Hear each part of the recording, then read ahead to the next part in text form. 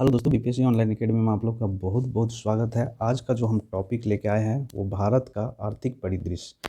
BPSC अक्सर यहाँ से क्वेश्चन उठाते हैं, तो आइए इसको हम लोग ध्यान से करते हैं। चलिए, तो पहला देखते हैं। CEBR के अनुसार वर्ष 1935 तक भारत तीसरी सबसे बड़ी अर्थव्यवस्था बन गई है।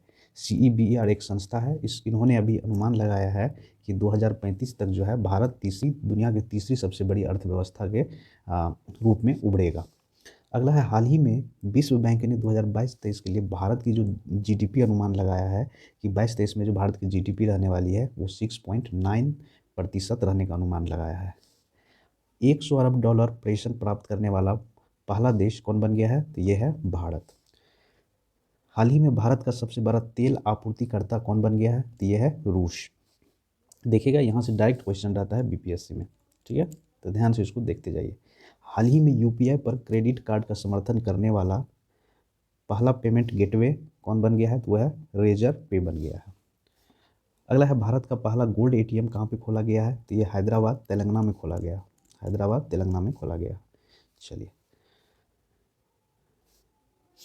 हाल ही में IDFC फर्स्ट बैंक ने पहला स्टिकर आधारित debit card first trap launch किया है। तो IDFC ने अभी कौन से स्टिकर रहित आधारित डेबिट कार्ड लॉन्च किया है? तो वो फर्स्ट ट्रैप लॉन्च किया है। रूस भारत के लिए उर्वरकों का सबसे बड़ा आपूर्तिकर्ता बन गया है, ठीक है। भारत स्टील का विश्व का दूसरा सबसे बड़ा उत्पादक है। स्टील के क्षेत्र में भारत सबसे दूसरा उत्पादक है विश्व में। 28 अक्टूबर को विदेशी मुद्रा भंडार बढ़कर कितना अरब डॉलर हो गया है? 561.08 अरब डॉलर हो गया भारत का। जर्मन स्टेटिस्टिका इन्फोग्राफिक के अनुसार भारतीय रक्षा मंत्रालय 2.92 मिलियन कर्मचारियों के साथ दुनिया का सबसे बड़ा नियोक्ता बन गया है, ठीक है। चलिए, 2029 तक भारत विश्व की तीसरी सबसे बड़ी अर्थव्यवस्था बन जाएगा, ठीक। चलिए, अगला क्वेश्चन है, भारत का सबसे बड़ा चीनी उत्पादक उपभोक्ता और देखिए ये क्वेश्चन देखिए कट रहा था। चलिए, यहाँ पे देखिए, भारत दुनिया का सबसे बड़ा चीनी उत्पादक उपभोक्ता और दूसरा सबसे बड़ा चीनी निर्यातक देश बन गया है। देखिए फिर से क्वेश्चन देखिए, भारत जो है दुनिया का सबसे बड़ा चीनी उत्पादक देश है और उत्पादक और उपभोक्ता के क्षेत्र में दुनिया का सबसे बड़ा देश कौन सा है? भारत है। या कौन सा देश है? भारत। और दूसरा सबसे बड़ा चीनी निर्यातक देश बन गया है। अगला है, ब्रिटेन को पछाड़कर भारत दुनिया का 5वीं सबसे बड़ी अर्थव्यवस्था बन गई है। गौतम अडानी दुनिया के तीसरे नंबर के अमीर व्यक्ति बन गए हैं और एशिया के पहला। भारत का पहला अंतर्राष्ट्रीय बुलियन एक्सचेंज IIBX लॉन्च किया है। दक्षिण कोरिया ने विश्व की सबसे कम प्रजनन दर 0.81 दर्ज किया है।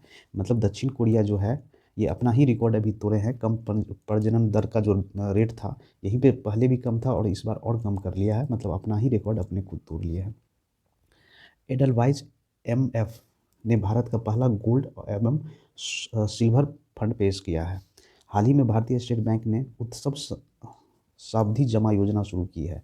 तो उत्सव सावधि जमा योजना किसके द्वारा शुरू किया गया है? तो ये किया गया भारतीय स्टेट बैंक के द्वारा।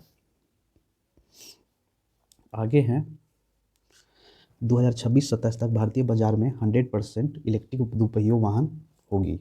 संयुक्त राष्ट्र के अनुसार 2023 तक सर्वाधिक जनसंख्या वाला देश होगा। संयुक्त राष्ट्र ने अनुमान लगाया है कि सर्वाधिक जनसंख्या वाला देश होगा कौन? भारत। कब तक? 2023 तक।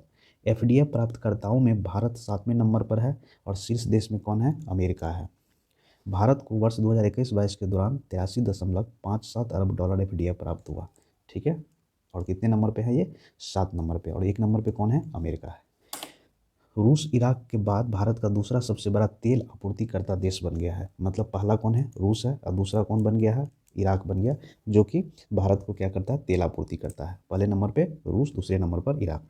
अमेरिका व चीन के बाद भारत दुनिया का तीसरा सबसे बड़ा तेल आयातक देश है, ठीक है। तेल आयातक देश है। वर्ष 2021-22 में अमेरिका भारत का सबसे बड़ा व्यापारिक भागीदारी है। 2021-22 की बात हो रही है। अमेरिका मतलब व्यापारी में भागीदारी में सबसे 1 नंबर पे कौन आते हैं भारत के साथ? यह है अमेरिका, ठीक है। चलिए, अगला है एप्पल को छोड़ के सऊदी एमारको बनी दुनिया का सबसे मूल्यवान कंपनी। मतलब इससे पहले कौन था? एप्पल कंपनी सबसे मूल्यवान कंपनी थी दुनिया का, लेकिन अभी कौन बन गया? सऊदी एमारको। अगला क्वेश्चन है, भारत 2021 में प्रेषण का दुनिया का सबसे बड़ा प्राप्तकर्ता बन गया है। अगला है, वित्त वर्ष 2022 में भारत का व्यापार घटा रहा, 88% बढ़ा है। नेक्सो ने पहला क्रिप्टो समस्थानिक भुगतान कार्ड निक्सो कार्ड लॉन्च किया है। एक्सिस बैंक ने axis bank of the year से सम्मानित किया गया। एक्सिस बैंक को अभी कौन सा अवार्ड मिला है? तो ये मिला है axis bank of the year award से सम्मानित किया गया। HDFC म्यूचुअल फंड द्वारा लक्ष्मी फॉर लक्ष्मी पहल शुरू किया गया। अभी पूछ सकता है क्वेश्चन, लक्ष्मी फॉर लक्ष्मी पहल किसके द्वारा शुरू किया गया है? तो ये HDFC के म्यूचुअल फंड के द्वारा स्टार्ट किया गया है। एक्सिस बैंक द्वारा हाउस वर्क इज वर्क परियोजना शुरू की गई है। बैंक ऑफ महाराष्ट्र ने उड़ीसा में प्रोजेक्ट बैंक सखी लॉन्च किया है। प्रोजेक्ट बैंक सखी कौन लॉन्च किया है? ये बैंक ऑफ महाराष्ट्र। कहाँ पे लॉन्च किया है? तो ये उड़ीसा में।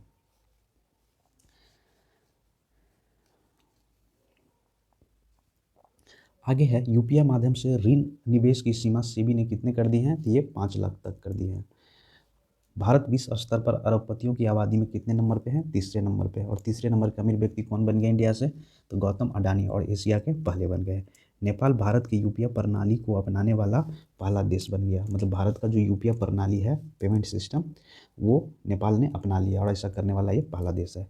JP मॉर्गन मेटावर्स में प्रवेश करने वाला पहला बैंक बन गया है। कर्नाटक बैंक को डिजिटल ट्रांसफॉर्मेशन अवार्ड DX 2021 दिया गया है। किस बैंक को दिया गया है? कर्नाटक बैंक। खैर ये बैंक से रिलेटेड है, इतना इंपॉर्टेंट है नहीं। DBS बैंक को इंडिया बेस्ड इंटरनेशनल बैंक 2021 का अवार्ड दिया गया है। तो DBS बैंक एक सिंगापुर का ये बैंक है। LIC को विश्व स्तर पर सबसे मूल्यवान बीमा ब्रांड में कौन सा स्थान मिला? तो ये 10वां स्थान मिला है। पेटीएम ने भारत का पहला बुद्धिमान संवेदवाहक पॉप्स पेश किया है। टाटा सन्स को एयर इंडिया का 18,000 करोड़ का औपचारिक हस्तांतरण हुआ है। अगला है, एप्पल $3 बिलियन बाजार मूल्य प्राप्त करने वाली पहली कंपनी बन गई है। HDFC बैंक ने मुंह बंद रखो अभियान का दूसरा संस्करण स्टार्ट किया गया है। पूछ सकता है मुंह बंद रखो अभियान किस बैंक के द्वारा चलाया गया है? तो HDFC बैंक के द्वारा। सेबी ने पेंशन भोगियों हेतु वीडियो लाइफ सर्टिफिकेट सेवा शुरू किया है। PNB ने ग्राहक आउटरीच कार्यक्रम के तहत 6X अभियान शुरू किया है। RBI के अनुसार गुजरात भारत का सबसे बड़ा मैन्युफैक्चरिंग हब है। देखिए ये कॉन्सेप्ट बहुत इंपॉर्टेंट है। RBI reserve bank of India के अनुसार गुजरात भारत के सबसे बड़ा मैन्युफैक्चर हब है। अगला है, एशिया मनी ने HDFC बैंक को भारत में सबसे उत्कृष्ट कंपनी चुना है।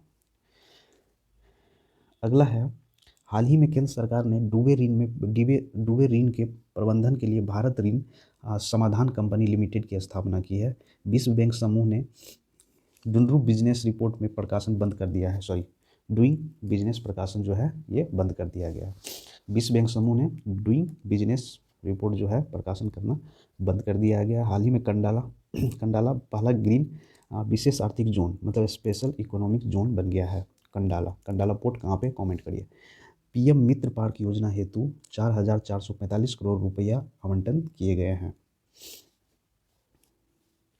अगला क्वेश्चन है, गाजियाबाद नगर निगम द्वारा भारत का पहला ग्रीन बॉन्ड जारी किया गया है। पूछ सकता है पहला ग्रीन बॉन्ड जारी करने वाला कौन सा नगर निगम बन गया है? तो ये गाजियाबाद के नगर निगम बन गए हैं। ये भी इंपॉर्टेंट है, इसको देख लीजिए।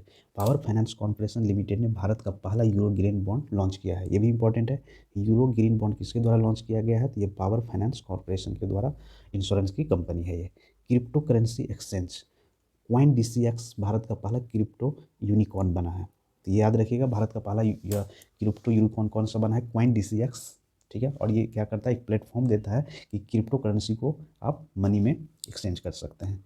बंधन बैंक ने सशस्त्र बलों के लिए सौर्य सैलरी अकाउंट शुरू किया है। तो सौर्य सैलरी अकाउंट किसके द्वारा शुरू किया गया है? तो ये बंधन बैंक के द्वारा शुरू किया गया है। केंद्र सरकार ने कर्मचारियों के महंगाई भत्ते को 28% से बढ़ाकर 31% कर दिया है। केंद्रीय वित्त मंत्री निर्मला सीतारमण ने निर्यातक को बढ़ावा देने के लिए लखनऊ में उभरते सितारे फंड का शुभारंभ किया है।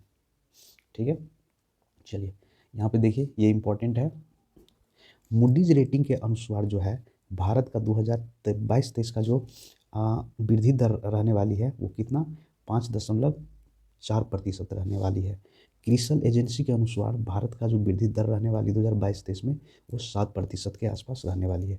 फिच रेटिंग एजेंसी के अनुसार जो भारत का वृद्धि दर अनुमान किया गया 2022-23 के लिए वो है 8.5%। इंडिया रेटिंग एंड रिसर्च के द्वारा अनुमान लगाया गया है कि 7 से 7.2% वृद्धि दर रहने वाला है भारत का 2022-23 के लिए। ठीक है, चलिए अगला है इक्का रेटिंग एजेंसी। इक्का रेटिंग एजेंसी के द्वारा भारत का जो वृद्धि दर रहने वाला है वो कितना 7.2% रहने वाला है। IMF के अनुसार भारत का वृद्धि दर जो है वो 6.8 रहने वाला है 2022-23 के लिए। वर्ल्ड बैंक के अनुसार 6.9% रहने वाला है। और राष्ट्रीय सांख्यिकी कार्यालय NSO के द्वारा जो अनुमान लगाया गया है वो 13.5% रहने का अनुमान लगाया गया है। यूनाइटेड नेशन ने अनुमान लगाया है कि भारत का वृद्धि दर 2022-23 में 6.4 रहने वाली है।